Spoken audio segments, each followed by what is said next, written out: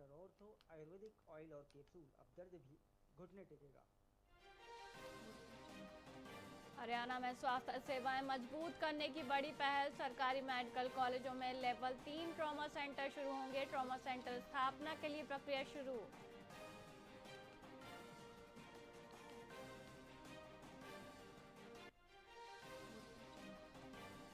Hisar Jindal rolling mill में boiler में blast, एक की मौत और 4 झुलसे। औद्योगिक सुरक्षा विभाग ने जांच शुरू की।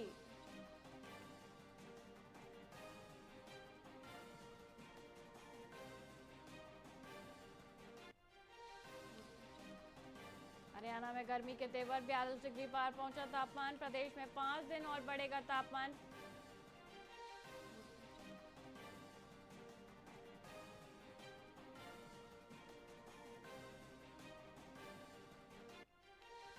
पूर्व क्रिकेटर यूसुफ पठान के ससुर और साला गिरफ्तार। मारपीट मामले में यूसुफ के ससुर और साला गिरफ्तार। मुंबई पुलिस ने दोनों को गिरफ्तार किया।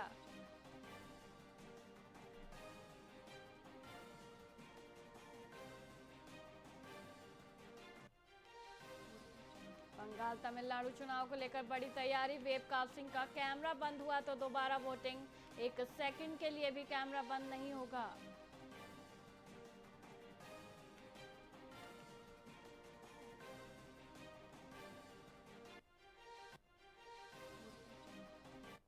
नमस्कार, आप देख रहे हैं वीआईपी न्यूज और मैं हूं वैशाली श्रीवास्तव। आइए रुक करते हैं हरियाणा की खबरों की ओर।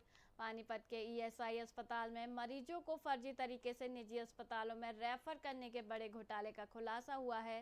साल 2020 से 2024 के बीच हुए इस खेल में फर्जी हस्ताक्षर कर रेफरल फॉर्म भरे गए। मुख्यमंत्री नायब सैनी ने सख्त रुख अपनाते हुए मामले की जांच एंटी करप्शन ब्यूरो को सौंप दी है और 3 कर्मचारियों को सस्पेंड कर दिया गया है। वहीं मेडिकल सुप्रिंटेंडेंट डॉक्टर वंदना ने बताया कि अब रेफरल प्रक्रिया को बेहद सख्त कर दिया गया है।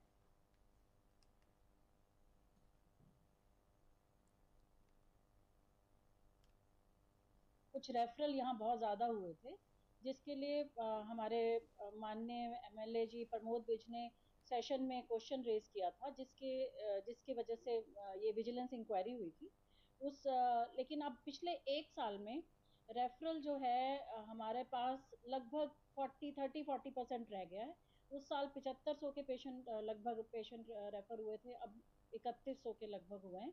और ये सरकार ने एक सुविधा दी थी हमारे आसपास के, हमारे ही शहर के प्राइवेट हॉस्पिटल्स को पैनल पे लेने के लिए, ताकि पेशेंट्स को कैशलेस फैसिलिटी मिल सके। पहले उनको रोहतक, वसई, दारापुर वहाँ भेजा जाता था, जिससे पेशेंट्स को बहुत असुविधा होती थी। हमारे आसपास कोई बड़ा हॉस्पिटल नहीं है, तो अब उन पेशेंट्स को जिनको हम यहाँ सुविधा नहीं दे सकते हैं, जिनका इलाज नहीं कर सकते हैं, उनको भेजा जाता है। अब हमारे आज 40 बेड्स हैं जो पूरे फुल हैं, मैक्सिमम लोगों का यहीं इलाज किया जाता है। और जिनको फिर भी ज़रूरत होती है उनको प्राइवेट हॉस्पिटल्स में या सरकारी अस्पताल में भेजा जाता है। हाँ जी, मेरे कार्यकाल से पहले की बात है। और अभी 3 लोगों के ऑर्डर आए हैं। बाकी तो जो आपको सीएम की अनाउंसमेंट आपने सुनी है, हमारे पास अभी 3 लोगों के ऑर्डर्स आए हैं, जिनके सस्पेंशन ऑर्डर्स आए हैं, 3 कर्मचारियों के। कुछ रेफरल यहाँ बहुत ज़्यादा हुए। पानीपत के आसन कला गांव में एक विवाहिता ज्योति ने संदिग्ध परिस्थितियों में फांसी लगाकर आत्महत्या कर ली। मृतका के मायके पक्ष ने ससुराल वालों और पति पर प्रताड़ना का गंभीर आरोप लगाते हुए इसे हत्या की साजिश बताया है। वहीं ससुराल पक्ष का दावा है कि शादी में जाने के लिए पैसे न मिलने से दुखी होकर ज्योति ने यह कदम उठाया। फिलहाल पुलिस ने शव को कब्जे में लेकर मामला दर्ज कर लिया है और मौत के असली कारणों की जाँच शुरू कर दी है। वही है जी, बस हम साल यानी कि जब से शादी करी, दारू पी के पीटना, घर के टॉर्चर है। माँ है उसकी, उसका डैडी है, वे दोनों ने खूब पिटाई कर रखी उसकी लड़की की। 1 हफ्ते बाद फिर भी पिट्टी थी वे, उन्होंने सिर भी फोड़ा था मेरी बड़ी बहन का। वो हमारे लिए नहीं बोल रही है, वो हमारे लिए कोई कदम नहीं उठा रही। यानी कि हम उसके भाई है, वो फिर भी हमारे लिए नहीं बोल रही। एक ही घर में शादी करी? एक ही घर में शादी करी है। फ़ोन पे जी मेरी छोटी भांजी है जी, उसने अचानक फ़ोन करा, मम्मा मौसी मर गई। हाँ, उसके बाद हम घर पे गए, सब अपने घर से आए, हम घर पे पहुंच गए तो मेरी बहन इन्होंने पूरी लुटा रखी थी नीचे। नहीं, फांसी नहीं है जी। क्या लग रहा है? अब जो है, अब पोस्टमार्टम हुआ है उसका, उसमें क्लियर पता लगेगा हुआ क्या है। बस भाई सूचना तो हमें यही मिली थी, लड़की मारती गई थारी। और तो कुछ सूचना नहीं मिली। वो बच्ची थी 7-8 साल की, भांजी है हमारी। जब आप घर गए तो क्या देखा? घर गए तो नीचे ही मिली हमें तो। कोई बता रहा फांसी मार दी, कोई कुछ कह रहा, कोई कुछ कह रहा, अब पता नहीं लग रहा। हम तो यही चाह भाई इंसाफ मिला हमें। उसको शादी में जाना था, ठीक है जी। तो फिर वो बोले कि शाम को बात करिए मेरे से। ठीक है, मैं आ जाऊँगा शादी में, तो जब तक पैसे दे दूँगा। ठीक है, इतने में हमने इसके जूते बाहर भगा दिए, बाहर तो जूते बाहर लिगड़ गया जी। इतने में इनने ये काम कर दिया। ठीक है, और इनका कुछ नहीं था, 20-5 का चक्कर था, वो 30 दिए को नहीं थे इसने। बात यह थी अपने पति से मांग घर वाले से तो पैसे मांगे थे जी। ठीक है, उसने ये काम कर दिया। नहीं, कहीं नहीं जाना था, बस वैसे ही ना, वैसे कोई दिक्कत नहीं थी जी। उसने बस पैसे कोई ले गई थी, उसने खुद ये काम करे, हमने तो पता भी नहीं था जी ऐसा काम करे। गुरुग्राम पुलिस ने जीरो टॉलरेंस नीति के तहत सेक्टर 1 पटौदी में भूमि माफियाओं के खिलाफ बड़ी स्ट्राइक की है। कुख्यात कौशल गैंग से जुड़े अपराधी नरेंद्र और प्रदीप द्वारा सरकारी जमीन और ग्रीन बेल्ट पर किए गए अवैध कब्जों को भारी मशीनरी से ध्वस्त कर दिया गया। इन आरोपियों पर लूट और शस्त्र अधिनियम जैसे दर्जनों मामले दर्ज हैं। क्राइम यूनिट HSVP और DTP विभाग के संयुक्त अभियान ने सार्वजनिक रास्ते को मुक्त कराया। वहीं पुलिस ने साफ किया है कि भू माफियाओं के खिलाफ यह अभियान आगे भी जारी रहेगा।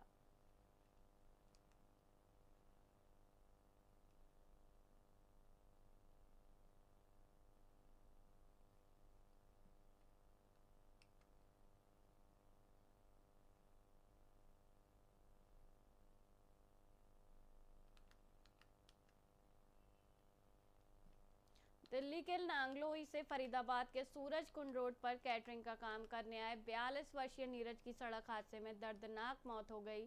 19 अप्रैल की रात एक तेज रफ्तार कार ने नीरज और उसके साथी को टक्कर मार दी थी।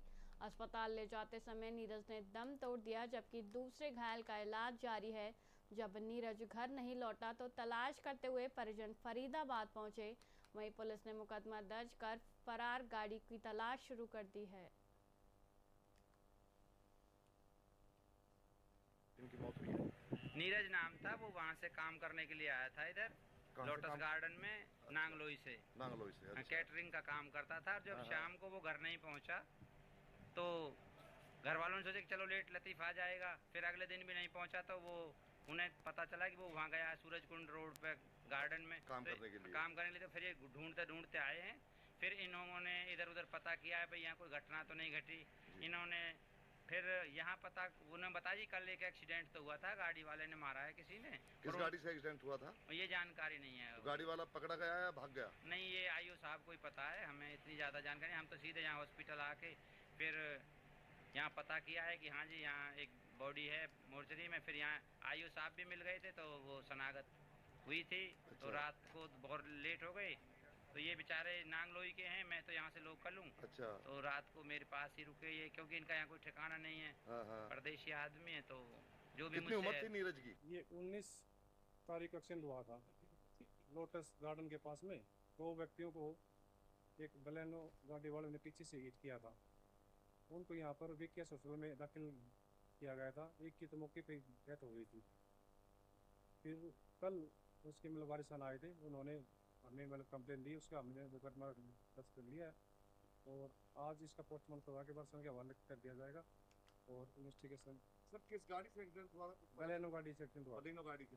नंबर कुछ पता है सर गाड़ी का? नंबर हाँ बलेनो गाड़ी है, नंबर भी उसका आ गया है। इनकी मौत हुई है। नीरज नाम था, वो वहाँ से काम। फरीदाबाद के सिविल अस्पताल में आशा वर्कर्स ने अपनी मांगों को लेकर जोरदार प्रदर्शन किया और धरना दिया। उन्होंने जिला सिविल सर्जन को ज्ञापन सौंपते हुए आरोप लगाया कि उन पर ऑनलाइन काम का दबाव बनाया जा रहा है और 6100 रुपये की प्रोत्साहन राशि काटने की धमकी दी जा रही है। वहीं यूनियन ने न्यूनतम वेतन की मांग उठाई और कहा कि 9 मई को वे स्वास्थ्य मंत्री आरती राव के निवास का घेराव करेंगी। सरकार जो है आशा वर्करों को ऑनलाइन काम का बहुत ज़्यादा दबाव डाल रही है और ऊपर से जो हमारी प्रोत्साहन राशि 6100 रुपये है उसको काटने की धमकी जो है वो बार बार दी जा रही है। इसी मांग को लेकर हम आज प्रदर्शन कर रहे हैं कि सरकार जो है हमारी जो प्रोत्साहन राशि है आज उसको भी काटने के लिए सरकार हमारे पर हाथ जोड़े। जब पूरे देश में आज न्यूनतम वेतन की लड़ाई मजदूर लड़ रहे हैं, सड़कों पर आए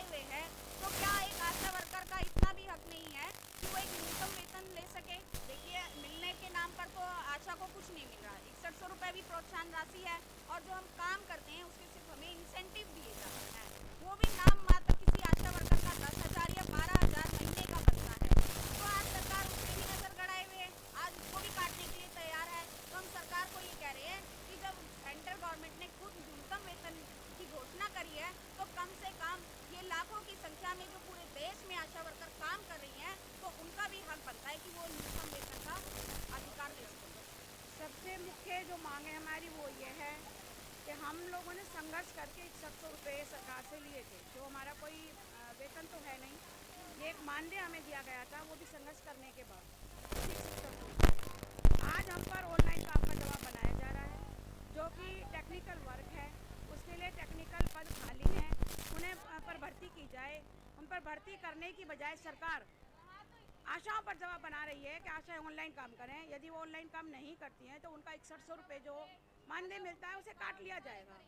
तो आशाओं में ये रोष है कि आप 6100 रुपये काटने की हमें कैसे धमकी दे सकते हैं। वो आपने हमें कोई भीख में नहीं दिया है, संघर्ष करके हमने लिया है, वो कोई हमारा वेतन नहीं है जिसको आप हमें काटने की धमकी दे रहे हो। हम इंसेंटिव बेस पे काम करते हैं, हमें जब सही उचित उसका मानदेय दिया जाएगा, जो भी काम आप हमें दे रहे हो, और उचित संसाधन दिए जाएंगे तो ही हम उस काम को करने में समर्थ होंगे। 5 रुपये 10 रुपये में कोई ये परचून की दुकान नहीं है कि किसी काम का आपने बोल दिया कि आशा को हम पैसा तो दे रहे हैं और आपने कह दिया कि इस काम के आपको 2 रुपये देते हैं, 5 रुपये दे दो, आप ये काम कर लो। 5 रुपये में आजकल एक बच्चा भी नहीं बलाया जाता जो बच्चा रोता है, उसके लिए 10 से 15 रुपये उसको चाहिए ही चाहिए, और ये उसका डेली का काम है। तो एक आशा वर्कर जो अपने परिवार को चला रही है वो 2 रुपये 5 रुपये में कैसे काम कर लेगी। सरकार जो है आशा वर्करों को